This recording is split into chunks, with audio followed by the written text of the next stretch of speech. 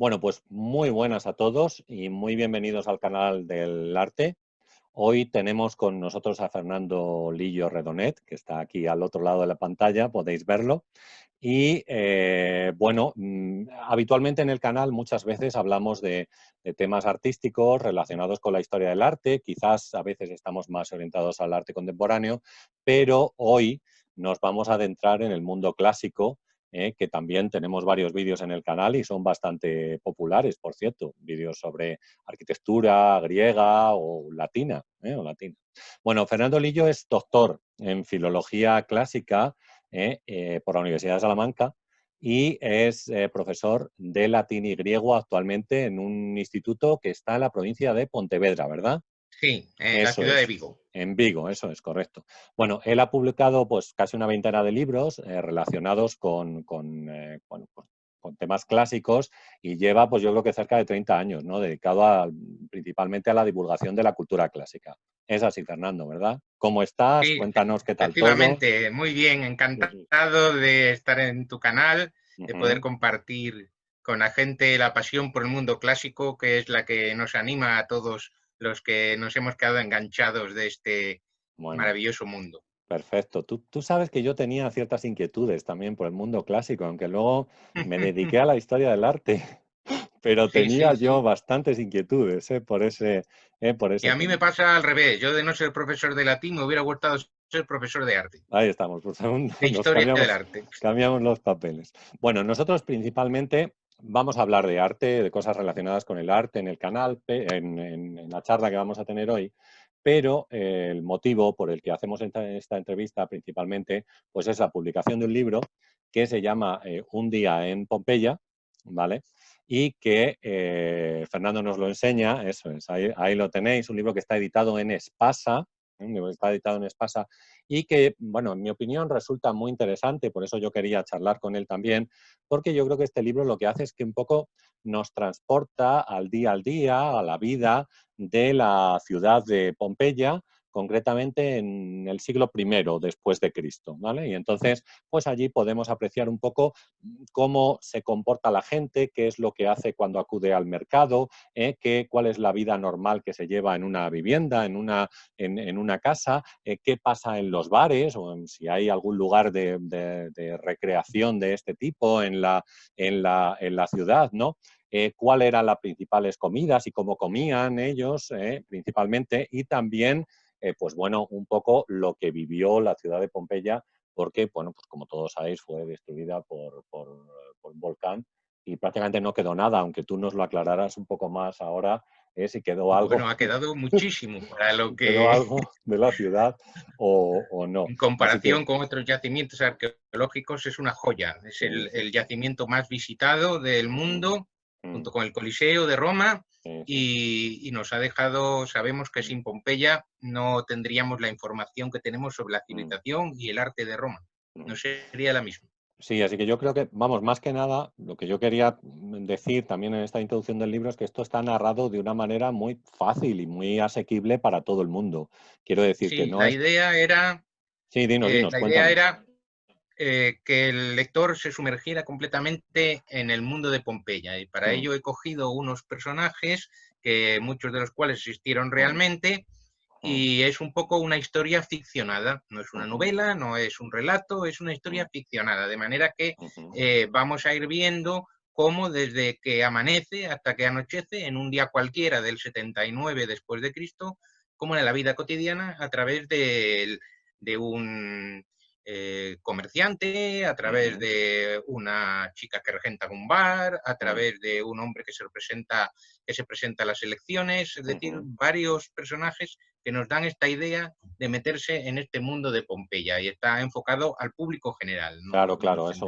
Por eso digo que es un libro, de ningún tipo. sí. eh, Al revés, está todo muy asequible pero siempre con un gran estudio detrás, es, Sí, digamos, sí. divulgación, pero de calidad. Eso es, quiero decir que no es un estudio específico técnico, sino que está dirigido a todo el No, no, mundo, no, no, no. pero que Es al mismo tiempo, eso cualquier es, lector eso puede es. acercarse a Pompeya de esta manera. Ujú, Incluso hay mucha gente que después de leerlo le entran ganas de ir a Pompeya si no ha ido, o me dice que ujú, recuerda cuando fueron, pues aquello, ahora lo entiendo mucho mejor.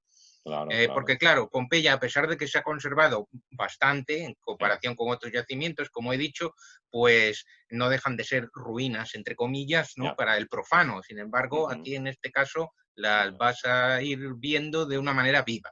Ujú.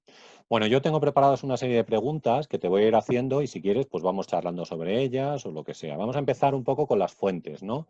¿Cuáles serían las fuentes que a nosotros nos ayudan a componer un poco la historia que narra este libro? Es decir, ¿en qué fuentes te basas tú para componer esta historia? Sí, efectivamente. Mi formación es de filólogo, pero yo he intentado recoger todas las diversas fuentes que nos permitirían meternos, digamos, en la mente de un pompeyano cualquiera. Ujú, Entonces, para eso contamos con las fuentes arqueológicas, los restos arqueológicos, los estudios arqueológicos, mm, las fuentes artísticas, los ujú, mosaicos, las pinturas, mm, las esculturas, las fuentes epigráficas de primera mano, mm, los grafitis, sobre todo, tanto los que estaban pintados como los que estaban esgrafiados, es decir, rayados en la pared propiamente ujú, dicho, que son muy importantes porque nos están hablando los mismos pompeyanos en persona. ujú, Es un documento de primera mano. Y después ujú. tenemos también las fuentes literarias que describen la erupción, aunque sea un poco desde lejos, las describe Plinio el joven, Sí, pero todo ese conjunto nos hace que podamos realmente disfrutar de una experiencia de ujú, inmersión en la ciudad. Todos ujú, los puentes son importantes para poder ir conociendo mm, y entonces una obra de arte la vemos en su contexto, que es, como ujú, tú bien sabes, lo importante. Es decir, ese mosaico, por qué estaba allí, para qué estaba allí, ujú. por qué era de esa manera, reflejaba los gustos de su propietario, pretendía impresionar al visitante. Todas esas cuestiones nos ayudan a comprender la mentalidad de los pompeyanos. Claro. Bueno, por ejemplo, me gustaría saber un poco cómo era la distribución de una vivienda romana. Si nos queda algo a nosotros también de ese tema, porque claro, eh, Hispania en realidad fue el primer país romanizado. Es decir, nosotros somos los que más cultura, digamos, romana tenemos respecto a otros países que también fueron romanizados, porque bueno, la zona sur principalmente fue Sí, la sí. primera que se romanizó. Entre ellos, pues bueno, tenemos la famosa ciudad itálica aquí en España, ¿no? En Sevilla, lleva este nombre porque era la primera ciudad fuera de Italia que se fundaba. Entonces, allí, por ejemplo, también se conservan algunas casas, pero bueno, ya que hablamos de Pompeya, ¿no? ¿Cómo era la estructura de una Sí, casa romana? Y bueno, pues luego vemos si nos queda algo de ello o no. de hecho, lo que es la típica domus romana, domus Mm, significa casa, ¿verdad? Es la que cogemos a partir de Pompeya.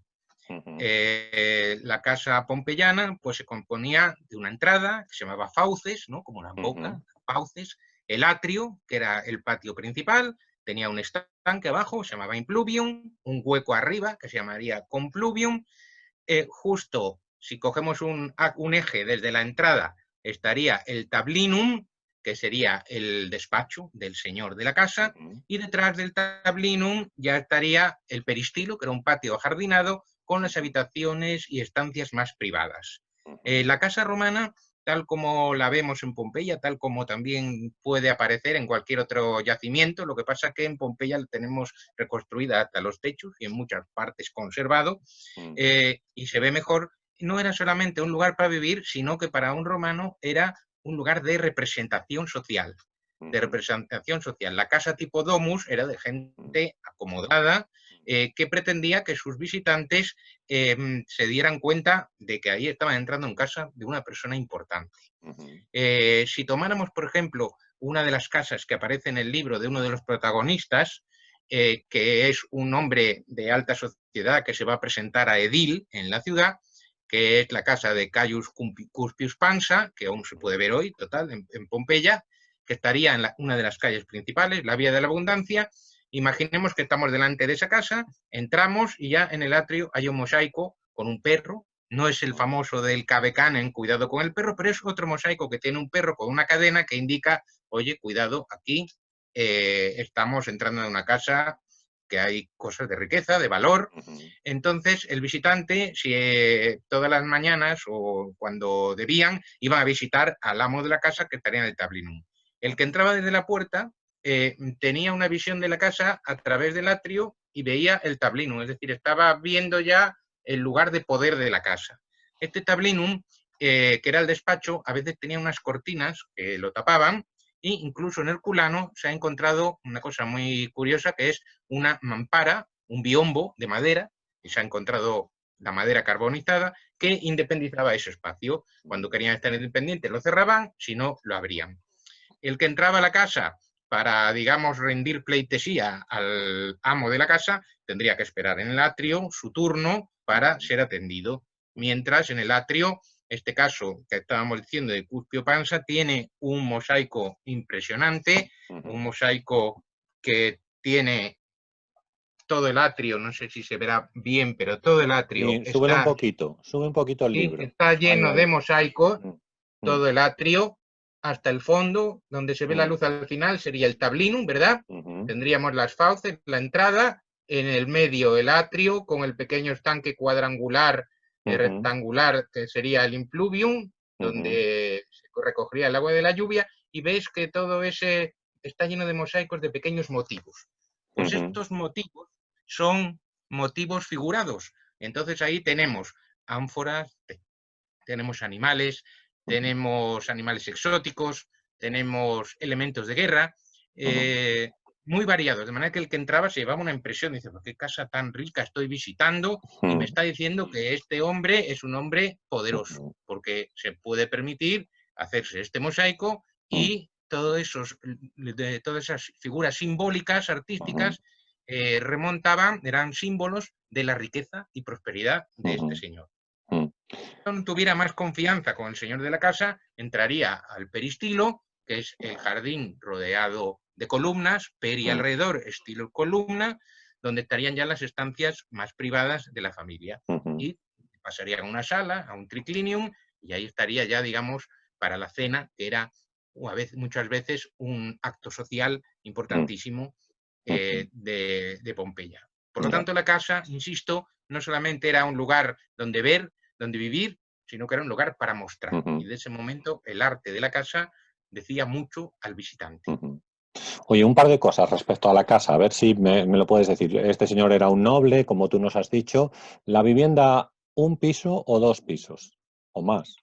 Normalmente tienen un piso, la Ujú. mayoría de las domus de Pompeya, pero hay algunos que tienen hasta dos pisos. Hasta dos pisos pueden Hasta tener, dos ¿no? pisos, la Ujú, planta baja y un piso superior. mm, eh, Incluso una de las que han restaurado recientemente, que se llama la Casa de los Amantes, se mm, conserva el peristilo doble. Es decir, casi ujú. nos imaginaríamos Vale. un claustro medieval doble, ¿verdad? Mm, Pues aquí lo mismo, tendrían un patio doble. ujú, Hay que tener en cuenta que, como toda cultura mediterránea, la casa, se vivía dentro de la casa ujú, para estas actividades, pero la mayoría de las actividades se hacían fuera de la casa, las ujú. actividades sociales. Sí, no, te quería preguntar también por el tema del patio, que bueno, a lo mejor es una pregunta que no tiene sentido, pero bueno, como tenemos muchos patios en casas andaluzas, por ejemplo, que también quizás tienen conexión con este tipo de patios o con los patios musulmanes, indudablemente, que yo creo que hay Sí, una con los patios influencia de musulmanes, unos pero de otros. hecho, pues eso lo condiciona la temperatura. Lógicamente, Claro. todos los que hemos estado en Sevilla, en Córdoba, Mm, sabemos que dentro del patio mm, sevillano y cordobés está uno mucho más fresquito, sí. y para refugiarse, Mm, incluso las estructuras de patio o de mm, pórticos exteriores para mm, buscar la sombra, esas son todas comunes que ujú. vienen dadas por esta cultura mediterránea. Sí, sí, sí. Bueno, vamos a otra cosa, vamos a la fundación de la ciudad, ¿no? Y hablamos un poco específicamente de Pompeya, porque, bueno, en torno al urbanismo, ¿no? De la ciudad. Es decir, si yo no me equivoco, la fundación de una ciudad la hacía un sacerdote que con una vara trazaba una serie de líneas, norte, sur y este-oeste, y ese, digamos, era el punto central de la ciudad en torno al cual se articulaban, pues, las diferentes calles, tiendas, comercio, el foro, todo ese tipo de cosas, ¿no?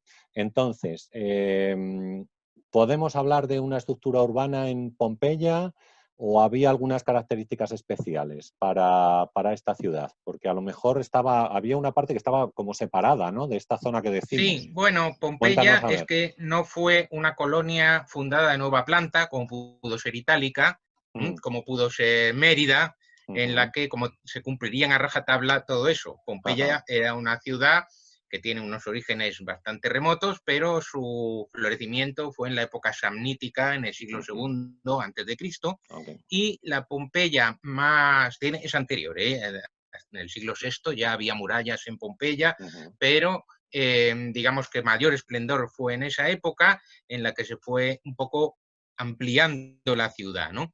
La Pompeya más primitiva, que estaría alrededor del foro, tiene unas calles menos rectilíneas, y la Pompeya que fueron haciendo después, ya en la época samnita de mayor esplendor y ya en la época de romana, en la que fue declarada colonia romana, ya es una estructura mucho más reticular. De hecho, es curioso porque la gente que entra en Pompeya y lleva esta idea de que es en el centro justo de la ciudad, se da cuenta que el foro de Pompeya está muy cerca de la puerta por la que se suelen entrar los turistas a Pompeya, está muy cerca de la puerta que da al puerto de Pompeya, entonces, que se llama la Puerta Marina. Entonces queda un poquito como desplazada, si lo viéramos en un plano, desplazada un poco a la izquierda y después se desarrolla toda la ciudad hacia la derecha. Pero, en todo caso, la mayoría de las calles de Pompeya son calles rectilíneas, calles empedradas. Seguro que el espectador está pensando en lo que todo el mundo conoce de Pompeya, esa especie de pasos de cebra elevados que hay. Y estas calles no se verían tan limpias como se ven ahora en Pompeya en la actualidad, sino que tendrían un poquito de suciedad, tenían una inclinación para que el agua mismo pudiera ir solucionando, tenían unas aceras elevadas precisamente también para que la gente pudiera ir mejor. Incluso hay unos estudios muy recientes en los que han averiguado qué calles eran de una dirección, de dos direcciones, dónde se hacían los giros, a través de las huellas que han dejado los carruajes a través de los siglos y a través de los golpes o del desgaste de las piedras que hay en las esquinas. Es realmente impresionante este estudio del tráfico en Pompeya. Podemos averiguar. No tenían señales de tráfico, parece que está probado que no tenían, pero sí los profesionales, digamos los taxistas de entonces, que en este caso serían los transportistas de entonces, sabían perfectamente por dónde tenían que circular y unos a otros lo iban pasando. Es decir, si uno llegaba nuevo a Pompeya, ya tendría que aprenderse cuáles eran las direcciones. Ya, impresionante, Pero, una cosa increíble. pero eran respetadas por los transportistas. Ellos sabían bien si la calle era de una dirección, de dos, si era hacia arriba, si era hacia abajo. Es un estudio muy interesante y que nos conecta mucho con la realidad. Me río un poco porque he oído yo que ahora en Nápoles no respetan tanto como respetaban en Pompeya. No, parece que ahora es otra cosa. Pompeya no solamente estamos hablando de cosas del pasado, sino que estamos hablando de cosas que tenemos hoy muy vivas, ¿no? De hecho, este sistema de tráfico pues es algo muy moderno y, por ejemplo, el sistema electoral de ir al foro, luego lo veremos, de ir al foro a pedir el voto y todo eso que hoy nos parece tan natural, ir al mercado a estrechar la mano, bueno, ahora no porque no se puede, pero en su momento sí, ¿verdad? Pues esto es también algo muy moderno, que nos conecta con los antiguos pompeyanos. Claro, eran muy distintos de nosotros, pero también en muchas cosas hemos heredado muchos aspectos de su vida cotidiana. Bueno, hemos hablado del foro, ¿no? Has mencionado tú el foro de la ciudad, sí, un poco espera allí. Un momentito, antes me gustaría, ya que hemos hablado del urbanismo, hablar de las calles. Por ejemplo, la calle principal de Pompeya, que todo el mundo visita hoy, se llama la Vía de la Abundancia, es un nombre moderno, porque en la antigüedad no tenían nombre las calles, las direcciones decían, pues oye, ¿dónde vives? Pues vivo al lado de la fuente de no sé qué, o al lado del templo de no sé cuánto, o junto a la lavandería. Entonces esta calle, que se llama la Vía de la Abundancia, porque hay una fuente precisamente con una estatua de la abundancia, con la cornucopia, ¿verdad? Pues esta era la arteria principal y ahí hoy en día pues tú puedes pasear por ahí, estás como si estuvieras en una calle comercial española, donde tienes bares con mostradores al exterior, tiendas de diferentes artículos, llaman mucho la atención, sobre todo. Lo que más le llama a los turistas, a los visitantes, a la gente, son los mostradores con agujeros que tenían tinajas empotradas para tener ahí los alimentos o las bebidas. Normalmente les suelen llamar termopolia, que eran lugares de bebidas calientes, pero los investigadores prefieren llamarle caupona, que era el Sí. nombre propio que se le daba a este tipo de bares. Yo tengo una pregunta de esto. ¿Estos Sí, lugares eran edificios propios o alquilaban, digamos, como una especie de habitación en alguna vivienda que diera alguna calle principal para bueno, después pues ofrecer esos productos? ¿O había de todo? había de todo, había de todo. Tenemos ejemplos en los que creemos que es el mismo dueño tiene en la parte delante de su casa el negocio y Ok. después su casa está detrás, ¿no? Ujú, Como hoy sucede en muchas partes, e incluso su propia casa la utiliza de almacén para el negocio o ujú, de ampliación de negocio. Por ujú, ejemplo, uno de los negocios de hostelería de estos bares que te digo más importantes es el Termopolio del Larario, que ahí sabemos que tenía salas interiores, la casa, para alquilar a la gente para tomar ujú. algo, un plan de banquete privado, ¿no? Ya, ya, ya, Y ya. después tenemos otros casos que serían alquilados y habría casos también de que el dueño de la casa ponía a uno de sus antiguos esclavos, a un liberto, como Ujú, gestor de un negocio. Por ejemplo, era muy fácil, alguien que fuera importante, conocemos un caso de Terencio Neón, que ujú. se dedicaba a la panadería, pero él desde luego no era el que amasaba, ¿no? Era el dueño del negocio y tenía a sus libertos y a sus esclavos y uno de ellos gestionaba el negocio en una de las partes de la casa que daba precisamente a la calle. Ya, ya, ya, claro, claro. Es Muy muy, bien. muy similar a la Mm, actualidad ese sistema ujú, de ujú. comercio. Sí, sí. Vale, vamos a pasar al foro entonces, ¿vale? Podían estar Dime. regentados por hombres o por O mujeres por también, ¿eh? mujeres, ¿no? Sí, sí, sí. Sí, conocemos una, la más famosa es la taberna La Caupona de Aselina. Ujú, ¿Por qué sabemos por qué le han puesto ese nombre? Porque en la fachada tiene unos carteles electorales. Los carteles electorales de entonces lo que hacían era poner el nombre del candidato y el nombre de la persona que lo proponía. No ujú, había partidos políticos, entonces aquí mm. dice, Aselina propone a fulanito Ya, para ya, edil, por ya. ejemplo. Entonces, por eso A mí sabemos me cómo pasa era el una nombre. cosa, yo te quiero comentar antes de que sigamos, porque a mí me pasa una cosa Sí, que a lo mejor sorprende, yo no sé si mucha gente lo sabe, supongo que sí, pero bueno, y es que Roma, o sea, el mundo romano en sí, bueno, podríamos calificarlo como una democracia, ¿no? Porque la gente podía, bueno, había como distribución de votos, dependiendo de la clase social en la que estabas, ¿no? Pero sí había como elementos de control de una parte y de otra parte, ¿no? ¿Podríamos decir que era una bueno, democracia muy sui generis o cómo? sí, bueno, de democracia no tenía mucho, la verdad, No. porque lo que era Roma, el sistema imperial, tal, vale, pero ciñéndonos a Pompeya. Pompeya era Sí, una colonia. Las sí. colonias tenían una organización interna, como podría Ujú. ser hoy el ayuntamiento con sus concejales o alcalde, Ok. ¿no? Entonces, Pompeya lo que tenía era, en vez de un alcalde que tendríamos hoy, tendría dos, que era Ujú, un cargo colegiado, como si fueran ujú, los cónsules, pero en Pompeya. Eso se ujú, llamaban duoviros. Y después ujú, tenía otros dos, que eran los ediles, que eran los ujú, encargados más bien de las obras públicas y tal. ujú, Bien, esta gente no podía ser cualquiera, porque no tenían sueldo y la campaña se tendrían que pagar ellos, por lo tanto, todos eran de las familias más ricas de ya, la ciudad. claro, claro. Es Sí, decir, sí. era una aristocracia. Ujú, Una aristocracia que después, sí, la gente podía votar.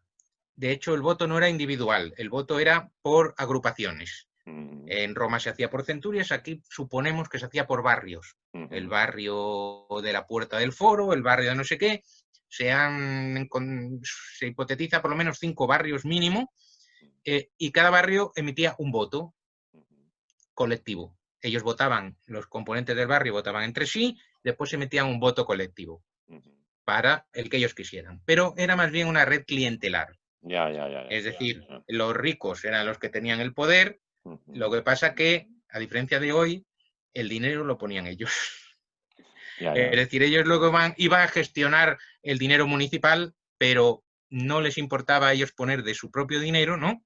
Ujú, Para conseguir ese prestigio social entre sus ujú. conciudadanos. Sí, Es sí, sí. decir, que el poder se ejercía de manera, es lo que se llama el evergetismo, es decir, Ujú, compraban el voto de la gente a través de favores, a través de juegos del anfiteatro, a través de hacer una gestión lo mejor posible e incluso de poner su propio dinero, ujú. pero la gente del pueblo tenía muy limitado el acceso a ese tipo de cargos porque esos cargos estaban en manos de los familias más Sí, sí, importantes de la familias colonia. nobles, lo que fuera, sí, sí. Familias nobles de mayor raigambre o familias nobles nuevas o incluso los antiguos esclavos que se convertían en libertos. Ujú, Estos libertos, ellos no eran ciudadanos romanos, pero sus hijos sí lo iban, sí iban a serlo. ujú. Entonces, a veces hacían política para que su hijo, al final, pues pudiera escalar socialmente. Socialmente, claro, claro, está bien. Bueno, vamos a seguir. Seguimos con el tema del foro, ¿vale? Bueno, perdona, y todo Dime, esto sí. se reflejaba en el arte, porque Mm, toda esta gente tenía que hacer su propaganda. Entonces, el claro. foro, que es lo que me ibas a preguntar ahora, estaba lleno de estatuas de gente de estas familias, para que la Mm, gente viera lo que habían hecho, quiénes ujú, eran, mm, ¿no? Era ujú. muy importante ese tipo de propaganda, aparte de Ya, los ya, carteles ya. electorales que estaban pintados en las paredes. Ujú. Sí, no, hablábamos sobre el foro, ¿no? Decíamos un poco que es como el centro de la vida de la ciudad, ¿no? Y que allí además están situados algunos de los edificios más importantes que hay en cada ciudad romana, ¿no? ¿Cómo era el ambiente ahí en el foro? Cuéntanos un poco qué ambiente había, cómo se vivía. Pues en el foro tenemos la suerte de contar en Pompeya, y yo lo he utilizado para el libro, para el capítulo del foro, para darle una mayor viveza, Mm, de que en casa de una pompeyana rica, que se llamaba Julia Félix, se encontraron unas pinturas que tienen como tema, pinturas parietales, ¿no? En la que, al fresco, que tenían como tema la vida en el foro. Y ujú, entonces ahí tenemos como pequeños cuadritos y, por ejemplo, tenemos un zapatero que tiene un negocio al aire libre en la plaza del foro y viene un cliente y se prueba el zapato. Tienen ahí ah, unos asientitos para probarlo. mm, Tenemos un puestecillo de comida con un caldero. mm, Tenemos un señor que vende sus vasijas para la casa. ujú, Un mercadillo de hoy en día, ¿no? ujú, Tenemos en el foro, había estas estatuas de las más importantes y ujú, también ahí se exponían las leyes y los anuncios de las cosas. Y en estos cuadritos, uno de ellos, por ejemplo, es la gente leyendo esos carteles para mm, informarse de la actualidad de la ciudad. mm, Y luego tenemos incluso un mendigo con un perrito, y no digo más porque sale por el libro, un mendigo con un perrito y una señora que le da la limosna. jo, qué Es decir, es barbaridad, una qué vida bonito. Mm, de toda la vida. ya, ya. Incluso tenemos algo que se ha interpretado, algunos lo interpretan como un castigo escolar. Es Ujú, una pintura un poquito impresionante porque es un chico que está desnudo la espalda y el culete y otro le está dando con una vara.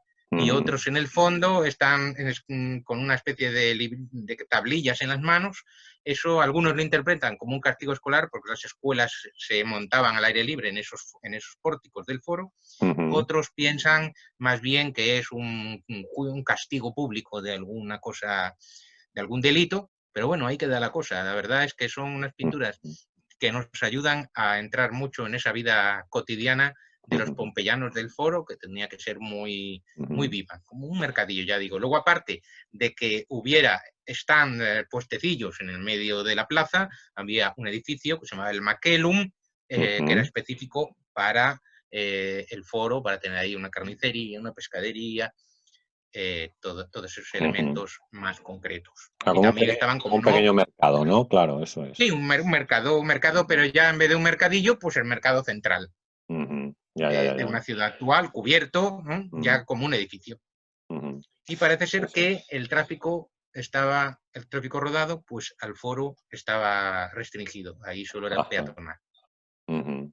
Ya, ya, Pues que claro. Sí, estamos sí. hablando de ahora, prácticamente, Ya, estamos ya. hablando Sí, de sí, no, nuestras no. costumbres. Hoy me ha gustado mucho lo que has dicho sobre las pinturas estas del día a día, porque son como muy curiosas. Me recuerda un poco, no sé si lo conoces, Se pueden pero ver en el Museo Arqueológico de Nápoles, sí, están perfectamente sí, conservadas. sí. No te iba a decir que pasados 1000 años, en la cripta de San Isidro de León hay unas pinturas también que representan los meses del año y entonces se puede Sí, ver qué sí, es lo sí, que hacía un agricultor o sea, al estar contándolo tú me ha recordado un poco también cómo era el día a día de un efectivamente. agricultor, pero claro, 1000 años después en este caso, y seguramente con peor calidad, con peor calidad que las pinturas romanas, estoy seguro, estoy seguro. Bueno, son distintas. Estas han pasado muchos años y están un poquito más deterioradas que las Ujú. de San Isidoro. Ya, claro, claro. En fin. Bueno, vamos a hablar un poco de religión, ¿vale? Porque los romanos eran gente muy religiosa, además tenían diferentes tipos de cultos, en casa, en el foro, en el templo, o bien culto al emperador, a lo mejor ya a partir de, o sea, el Sí, siglo sí, primero sí, el antes de culto de Cristo, ¿no? emperador Claro, estaba eso es, tenían, perfectamente establecido ya en eso es, Pompeya claro, eso es. y en el centro del foro estaba el templo de Júpiter, en un Ajá, lateral teníamos el templo de Apolo sí, y un poco más allá, más apartado, un templo enorme de Venus, que era, digamos, la diosa preferida de los pompeyanos. ajá, La Venus sí, sí. pompeyana era Ujú, la diosa que ellos tenían mayor devoción. ujú, Y aparte de esto que, digamos, sería la religión oficial, ujú, eh, que tenía, digamos, el famoso do ut des, doy para que me des, la ajá, relación ritual con los dioses, ujú, más de tipo ritual que de tipo personal, ujú, pues cuando llegaron las religiones orientales, tipo egipcia, como la diosa Isis, pues esa tuvo también éxito en Pompeya. La diosa ujú, Isis en Pompeya es muy importante, sobre todo por la gran popularidad que adquirió en la famosa novela Los últimos días de Pompeya y luego sus ujú, versiones televisivas y ujú, cinematográficas, y porque el templo de Isis fue uno de los primeros que se excavaron ya en el siglo XVIII ujú, y de los que primero se visitaban. Por el Gran Tour, por toda esa ujú, gente que en esos siglos, gente aristócrata que ujú, iba viendo amantes del sí, arte, ¿no? sí, sí. Y entonces la diosa Isis ya es algo como un culto mistérico, más personal, que te promete una vida más allá de la muerte. Ujú, Y en Pompeya tenemos un recinto bastante bien conservado, con el ujú, templo, un mm, templo pequeño, con su podio, típico templo estilo romano, pero mm, con sus estatuas de tipo orientalizante, de tipo ujú, egipcio, que sí, se conservan en el Museo de Nápoles, arqueológico de ujú, Nápoles. Tendría un pórtico muy bonito, tendría sus dependencias para los sacerdotes, para diversos cultos, y también ujú, un pequeño templete donde decían que cogían el agua del Nilo para hacer las ceremonias. mm, De hecho, fíjate que sabemos estas cosas por la arqueología, pero también hay una pintura en Herculano, a ver si se puede ver un poquito, ahí, ujú, esa ah, pintura de Herculano, sí, sí, vemos el templo, unas escaleras de fondo, un sacerdote en el ujú, medio sí, y la sí, gente a ambos lados de la escalera haciendo un ujú, ritual. sí, sí, Arriba, sí, por ejemplo, tenemos como es hoy en día el templo ujú, de Isis, escalera, mm, exactamente lo mismo. mm, Por lo tanto, es la arqueología, es el arte y mm, son textos literarios, por ejemplo, en el Apuleyo, el Asno de Oro, que nos habla de cómo eran estos rituales, pues con todo eso lo mezclamos y nos mm, sale en mi libro un capítulo dedicado a un personaje ujú. pompeyano relacionado con el templo de Isis. Ujú.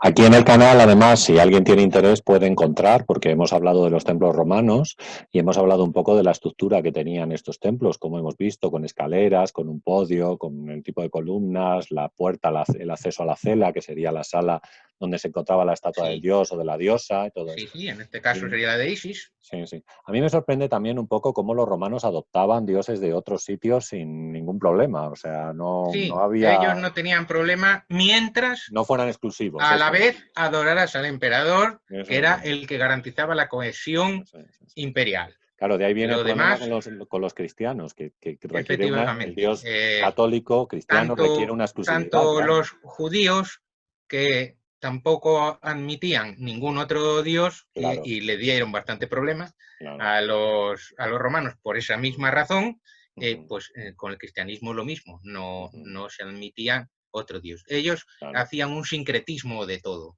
le valía todo. A mí me recuerda un poco a veces estos programas que hay por la noche que te ponen una virgen, un Buda y todos te los mezclan así en un altarcito por si acaso Ujú, alguno de ellos te puede favorecer de alguna manera. Pues ya, ya. algún emperador romano, ahora mismo no me acuerdo el nombre cuál es, tenía un altar privado que tenía a Jesús, a Isis y a todos los que ellos pudiera tener allí a mano por si alguno le hacía caso.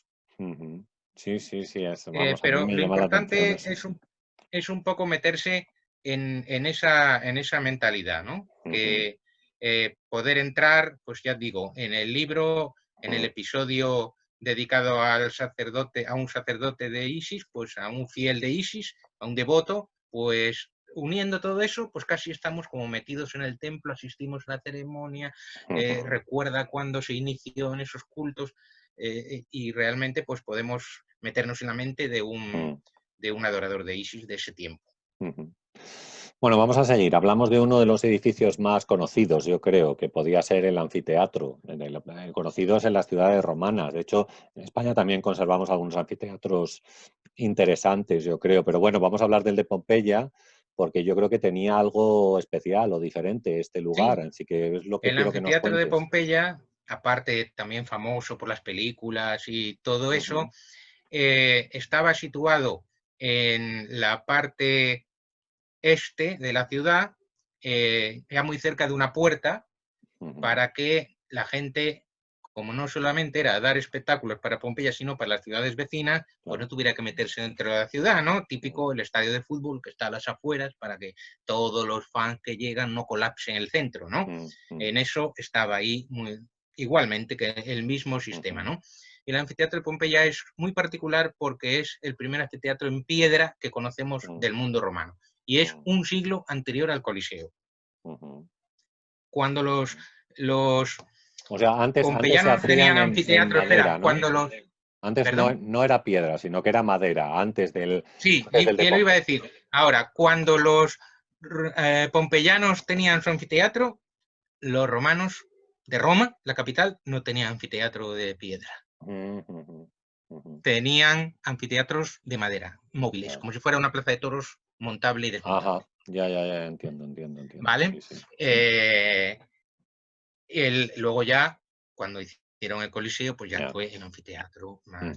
¿Qué fecha se hace el Coliseo? Si la El sabes. Coliseo es del 80 después de Cristo 80 y este después de Cristo. sería 80 después de Cristo y esto sería del 70 antes de Cristo, más o menos 70 por esa época. Sí. O sea que es un siglo anterior prácticamente. Sí. Y bueno, y además es curioso porque tiene unas escaleras que no se han encontrado artísticamente, no se han encontrado como edificio en otros lugares, yo al menos no conozco. Para acceder a la parte superior tienen unas escaleras exteriores. En vez de meterse, como es lo típico, como en la de Itálica, de Mérida, que te metes por un pasillo y tienes que subir por dentro, ¿no? Pues esto, como todavía no estaba la arquitectura tan desarrollada, pues tiene unas escaleras exteriores para subir a la planta superior. Y unos túneles, unas vomitoria, ¿no? Como los otros anfiteatros que más conocemos nosotros, que eso te llevaban a las primeras gradas. Porque de las primeras gradas a las superiores había un muro de piedra, de manera que, como decíamos antes, las clases sociales más importantes estaban en las primeras gradas y no se mezclaban con las de arriba. Es decir, tú si eras importante ibas a entrar por tu tunelito a tu asiento, mientras que si no, tenías que subir por escaleras de fuera y desde arriba ya ir bajando a tu localidad. Sí. Entonces Oye, eso pues es importante. Y además también es curioso que no tiene subterráneos el anfiteatro de Pompeya. El Coliseo sabemos que debajo de la arena se han encontrado los subterráneos. Itálica también lo En tiene. Itálica también se supone que ahí había unos subterráneos. Y en Mérida hay una discusión a ver eso que hay en el medio, si es para una naumaquia, si es un subterráneo. Pero aquí no había nada, es simplemente tierra. Y bueno, pues eran muy populares los juegos de gladiadores, se anunciaban por las paredes en letras rojas enormes. La letra más grande era del que pagaba los juegos. Entonces decía, fulanito de tal, edil, paga el juego. No dice que lo paga, pero se sabe que es de él. Y dice, ¿cuántas parejas va a haber? 20 parejas de gladiadores, una cacería, que eran luchas contra animales, y también siempre anunciaban los que tenían mayor presupuesto, unos velos, es decir, unos toldos para proteger a los espectadores del sol, que se ponían en la parte superior y que después el Coliseo también los tuvo, que salen en la famosa película Gladiator, salen estos toldos, y los de Roma se calcula que necesitaban 1000 marineros de la flota de Miseno para extenderlos, que sería una cosa mucho más modesta, pero también tenía que tener su infraestructura. Oye, ¿se sabe qué capacidad tenía de gente? Porque te lo pregunto porque yo por ejemplo sé la de Itálica, que decían Sí, que tenía esto pues serían 25.000 unos personas de 24.000 capacidad. espectadores, aunque eso ya sabes que los Claro. números, Sí, a pero veces bueno, 24.000 puede variar. espectadores Mm, estaba bien. Pompeya claro, tampoco se claro. sabe cuántos habitantes eran exactamente, pero Mm, pongamos que eran de 12 a 20.000, 12.000 por ahí.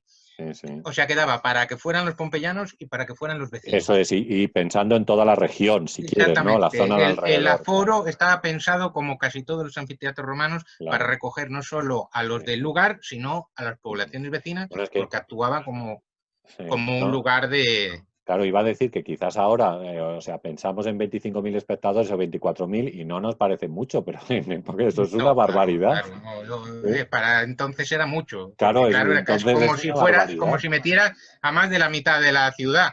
Claro, claro. Sí, sí, sí. Es Claro, tremendo, es es tremendo. que no sé cuánto tendrá el Bernabéu o el Camp Bueno, Nou, pues tienen pero cerca no de sé. 80.000 o así, pero vamos, ochenta claro, mil, estamos en pero otro momento. ¿cuántos millones de habitantes tiene Madrid? Pues 6, claro, una Claro, barbaridad. entonces fíjate la diferencia. Ya, ya, ya, En sí realidad es. tenía una capacidad asombrosa. Sí, sí, Y es algo tremendo. artísticamente se ha conservado una pintura Ujú. que la vemos aquí en la parte superior. Ajá. ¿Ves esas escaleras que son exteriores? Ah, sí, Lo sí, que yo sí, te son decía, increíbles. esta Sí, sí, escalerita aquí sí, exterior sí, para sí, sí. que entraran a la parte superior. Sí, Bueno, ostras, no se ve ¿sabes? porque es muy pequeñito, pero ahí vas a ver Sí, una no, no, pequeña pero pintura. escúchame, ¿sabes a qué se parece? Se parece mucho a Santa María del Naranco, en Oviedo, que también tiene escaleras Sí, exteriores para una acceder al escalera templo exterior, sí, interior. efectivamente. Es parecida a esa escalera exterior, Eso. Si que es entras que, por arriba. si es que los romanos ya lo hicieron todo. O sea, el resto es nada, no, no hemos inventado nada desde entonces, prácticamente. Bueno, pues esta pintura, aparte de cómo era el anfiteatro, si no lo hubiéramos conservado, que sí que lo hemos conservado y vemos que es igual que la pintura, nos informa de dos cosas curiosas. Una, que se montaba un mercadillo delante del anfiteatro, porque ahí tenemos tiendas, Ujú, toldos, y dos, ujú, que hubo, que nos lo dicen las fuentes literarias, una gran trifulca entre los de Pompeya y los de Nuceria, que era una población vecina, se pelearon los hooligans de unos y de otros, y en el año 59 después de Cristo, ujú. y esta pintura evoca ese episodio, y se ve ahí, son muy pequeñitos, pero se ve todo cómo se van matando la gente y peleando. Hubo heridos, ganaron los Ujú. pompeyanos, pero llegó el caso hasta Roma y les prohibieron hacer espectáculos durante 10 años. Vaya, castigo más Prohibido. grande. O sea, imagínate, Tremendo. cerrado el estadio 10 años, Bueno, ahora pero no se cumplió, llevamos no 2 se meses cumplió, con no los se cumplió. estadios cerrados y no pasa nada. O sea que, bueno, Sí, no sé. sí, sí, sí, pero 10 años 10 no años es se una cumplió, barbaridad, una barbaridad. porque no se cumplió porque parece ser que Pompeya estaba muy relacionada con la familia de la mujer de Nerón, de Popea. Ajá. Tenía familia en Pompeya y en unos lugares aledaños, y parece una teoría que intercedió y que pocos años después ya pudieron volver a hacer espectáculos de Ujú. gladiadores, se levantó la prohibición. Bueno, Imagínate, claro, es que eso no es solo que fastidias a los espectadores, es que todos los que dependen de hacer un buen espectáculo para que sí, les sí. voten, Sí, sí, claro, claro, sí, sí. No, le la gente, estropeabas el sistema. o la gente que pudiera trabajar en todo este sitio, que seguro que había gente que trabajaba Bueno, eso no le de importaba una ya u otra porque manera, serían pero bueno. esclavos. Esos Y eran la cosa clase laboral social baja, esos no hay bajas, ¿no? no tenía tantas cosas como ahora, no tenían tanto problema y no le importaba. Ya, ya. Pero bueno, bueno, está bien. Bueno, vamos a avanzar un poco. Seguimos con actividades lúdicas. En este caso vamos a hablar un poco sobre las termas. Eh, bueno, yo creo que las termas como lugar de encuentro y también como un lugar para práctica deportiva, que yo creo que para los romanos era muy interesante, ¿no? ¿Qué importancia tenían las termas en la vida romana? Pues las termas eran, como digamos, hoy un club social con spa, pero Ajá. abierto a todo el mundo. Ujú, Y me dices, pero también iba ese de la clase alta, se iba a mezclar con el de la clase pequeña para ir a las termas. Pues sí y no, porque si el de la clase alta tenía termas en su casa, te aseguro que no iba a ir a las termas públicas. ya. Invitaría a sus amigos a la suya. Pero es que a este hombre de la clase alta le convenía ir de vez en cuando a las termas públicas para dejarse ver. Ujú, Como entonces, imagínate que eres de la alta sociedad, vas a la terma, pues primero van a ir tus esclavos a coger sitio ya. Van a ir al apoditerium, que era donde se desvestía la gente, y ahí tus esclavos ya te van a coger el sitio para que cuando tú llegues ya sea... Este esclavo se va a quedar allí, va a vigilar tu ropa, porque había taquillas, pero estaban abiertas muchas veces. Entonces, para que nadie te robe, ni las sandalias ni nada, pues allí te deja tu esclavo. Y después, si quieres hacer deporte, te vas a la parte al exterior, a hacer el deporte. ¿Y en qué se diferenciaba el que era rico y el que era pobre? Porque me dices, ahí irían todos o en calzoncillos, entre comillas, o desnudos, o con telas para secarse. ¿Y cómo sabes que uno era el rico y otro el pobre? Pues siempre habría distinción, porque el rico llevaría todo su séquito con unas toallas más lujosas, con unos ungüentos y unos frasquitos de ungüentos, pues ya no serían de barro, serían de materiales preciosos. Un rascador, que era una cosita así que se hacía para quitarse la mezcla del polvo con aceite. Oye, o sea, para hacer el deporte se untaban de aceite. Peleaban, como era el aire libre y había tierra, luego te quedaba todo pegado como cuando estás en la playa, ¿no?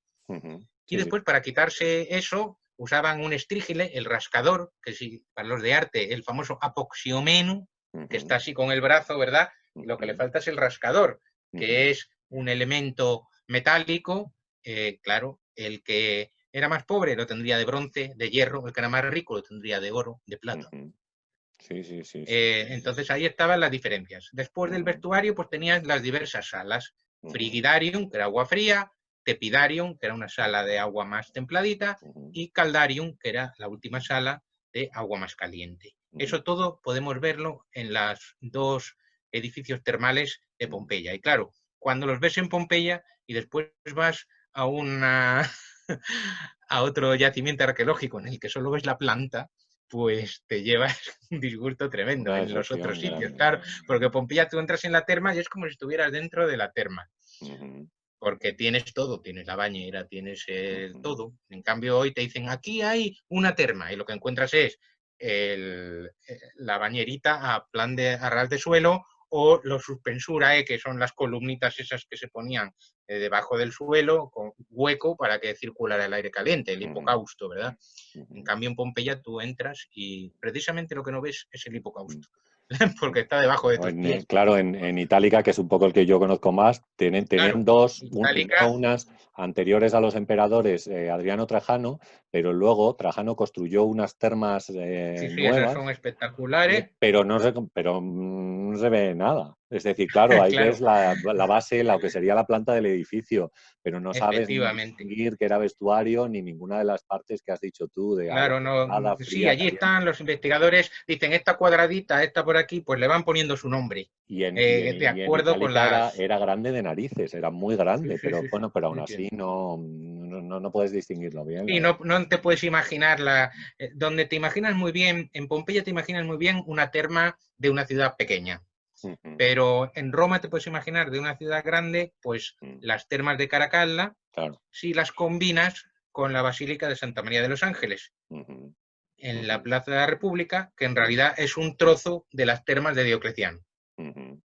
Entonces tú entras en la Basílica de Santa María de los Ángeles de Roma, te duele la cabeza de mirar para arriba, y así es como sería la altura de las termas romanas de Diocleciano, que eran las más grandes del Imperio Romano, ya del siglo IV, claro. Sí.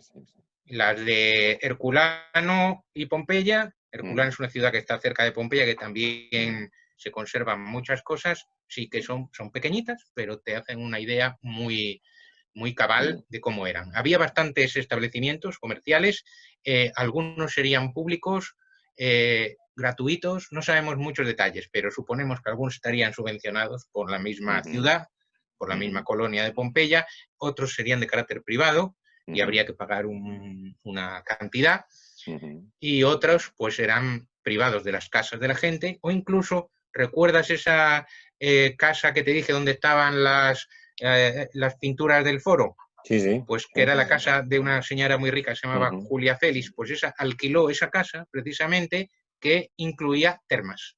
¿Y Impresionante. por qué sabemos que alquiló la casa? Pues porque se encontró en la pared, que hoy está en el Museo Arqueológico de Nápoles, un cartel de alquiler. Ah, Y pone, se alquilan esta propiedad que tiene todas estas cosas.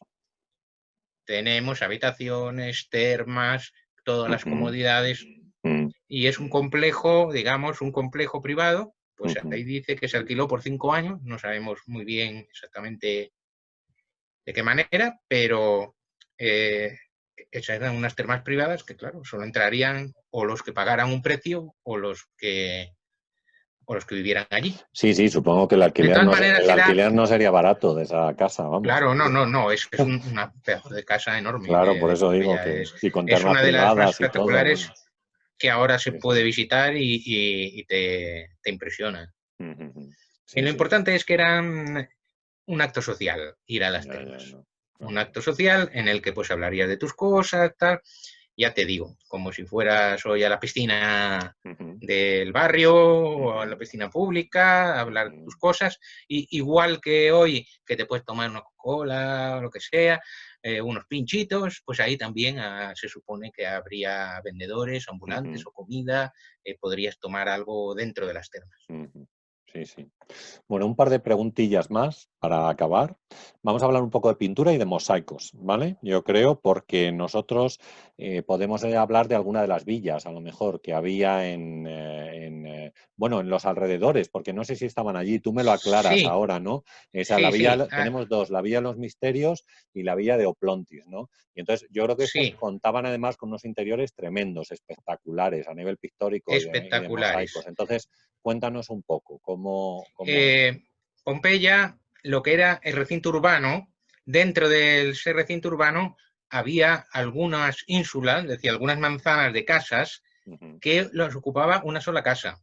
Por lo tanto, esa casa podía ser enorme, enorme. De hecho, en alguna de esas grandes casas, la parte de vivienda era muy pequeña y casi todo era jardín o, sí, o huerto. ¿Vale? Eso dentro de la ciudad.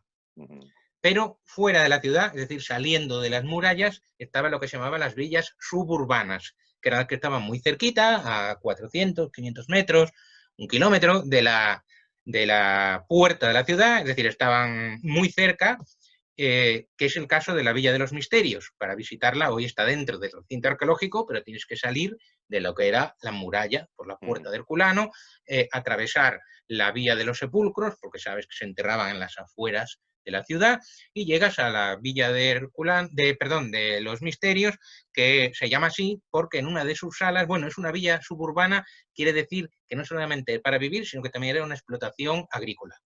Entonces tiene una parte dedicada a agricultura y otra parte dedicada a vivienda de lujo.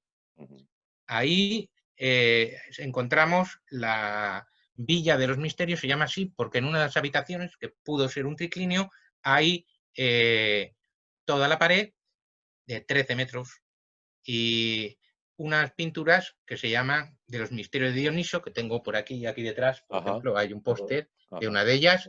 Ves que son pinturas enormes, de una gran belleza y precisión. Estos se llaman técnicamente megalografías. Megalo, grande, grafía, pintura grande, ¿no? Es de las... Y además está toda completa.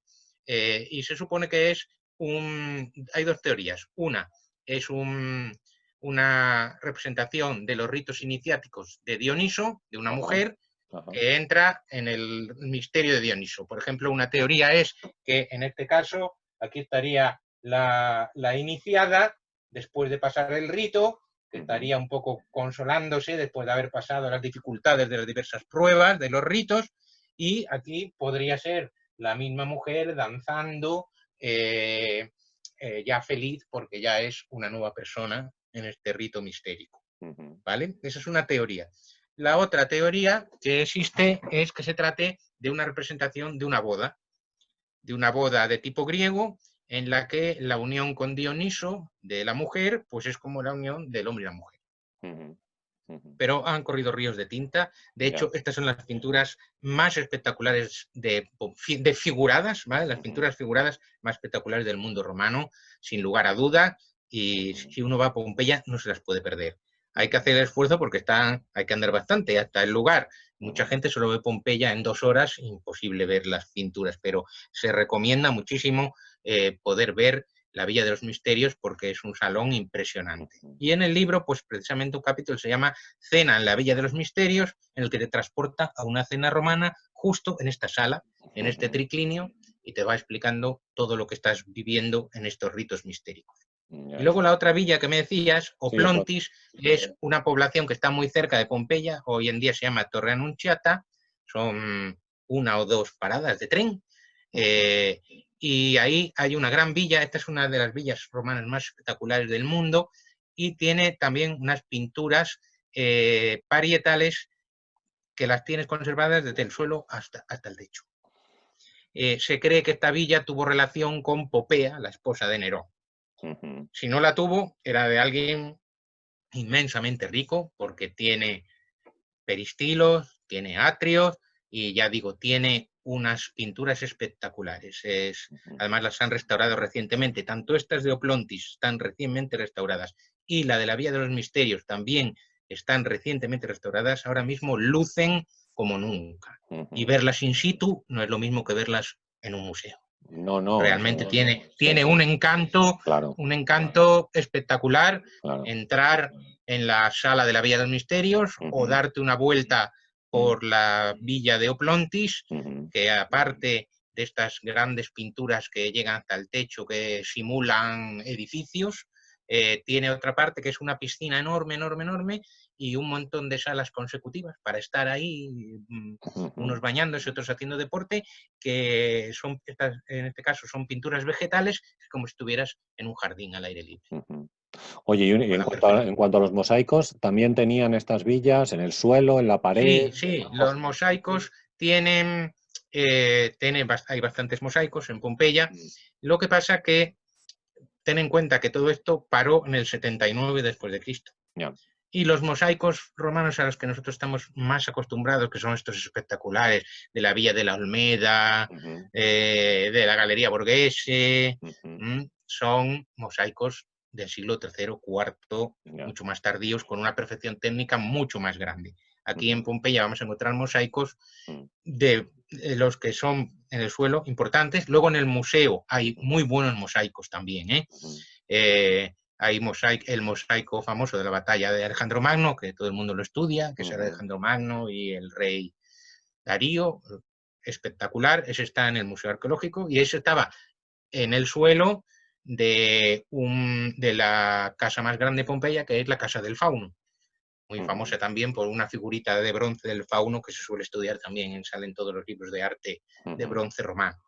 Y luego, claro, Pompeya no solamente es las casas, los mosaicos, la pintura, sino todos los objetos que se han encontrado de bronce, de cristal, cerámica. Es impresionante todo lo que tenemos ahí. Incluso tenemos unos moldes para hacer pasteles con forma de conejo, con forma de jabalí. Bueno, Pompeya, impresionante. Una cosa increíble.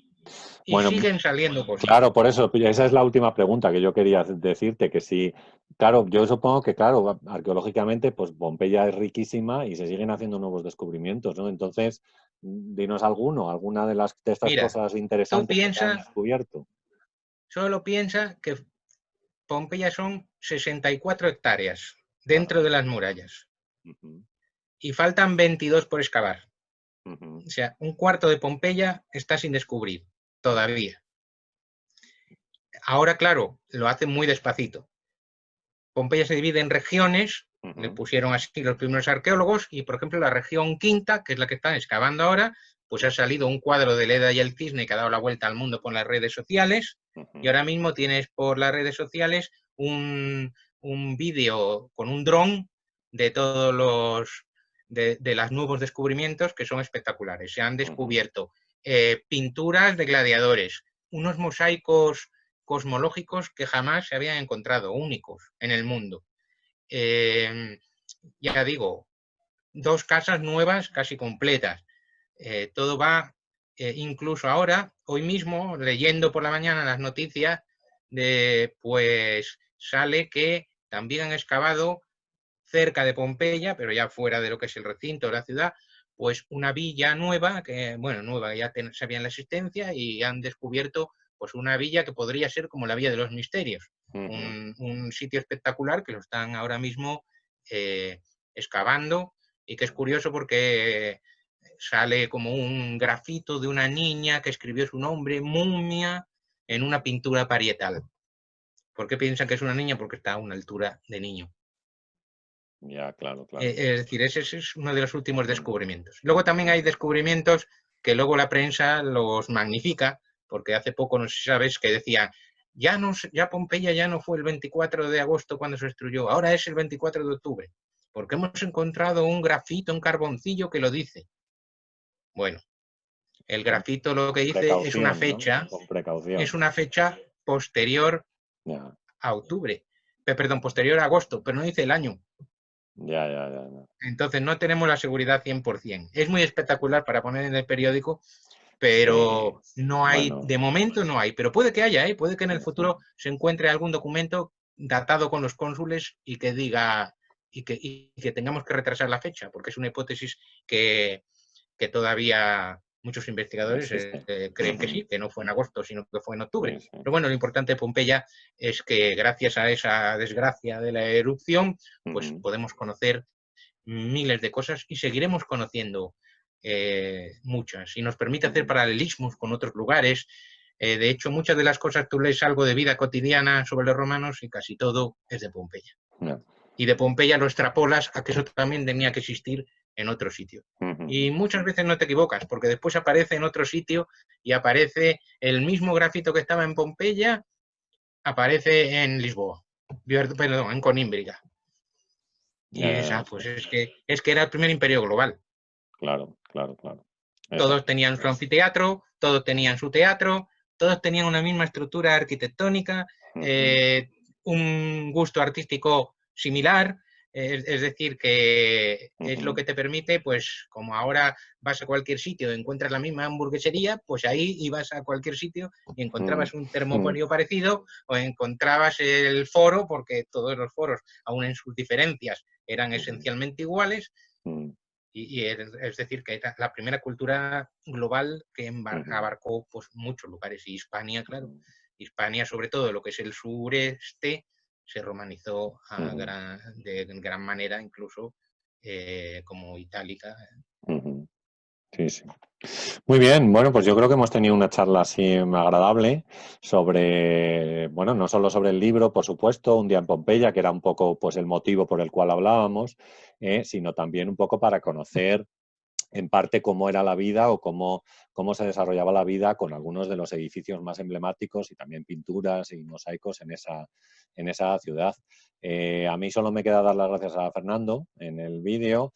Voy a dejaros en la parte inferior, además de una pequeña descripción, como siempre, sus redes sociales, por si queréis seguirlo, porque, Fernando, tú continúas con un blog, tienes un blog, ¿verdad? El blog ya lo he dejado un poco porque Un poco, bueno, ahora las redes no sociales, te mejor preocupes con porque Twitter, sí, Instagram, ahora va eso más es. bien por ahí la cosa. Eso nos ha Y de pasado a hecho yo todos. voy poniendo ahí muchas cosas sobre Pompeya y sobre otros Sí, sí, temas sí. muy interesantes de la vida cotidiana y siempre pues de cosas muy curiosas que no se van a encontrar en otro sitio normalmente. No, Sí, sí. son cosas que hago también con mis alumnos, reproducciones que hacemos de escritura en papiro, cosas muy curiosas Sí, sí, que sí. son bastante Sí, singulares. sí. No, te iba a decir que los blogs, yo también tenía uno y al final yo creo que mucha gente los ha abandonado y ha saltado a otras redes Sí, sociales, como puede ser sí, haces YouTube, un hilo y Instagram más o o menos es el Twitter, blog, claro, eso es. pero bueno, Entonces, todo sí, va bueno, cambiando. claro. Bueno, yo os dejaré entonces en la parte inferior, os dejo las redes sociales de Fernando para que podáis seguirle, si estáis interesados en toda la cultura clásica, que es un poco lo que él trata bueno, pues no solo en sus libros, sino también, como vemos, en las actualizaciones que puede hacer en las redes. Te doy las gracias, Fernando. No sé si quieres añadir alguna cosa más y Nada, nos no, que despedimos. también para los que son aficionados al séptimo arte, al cine, pues también soy experto en cine de romanos.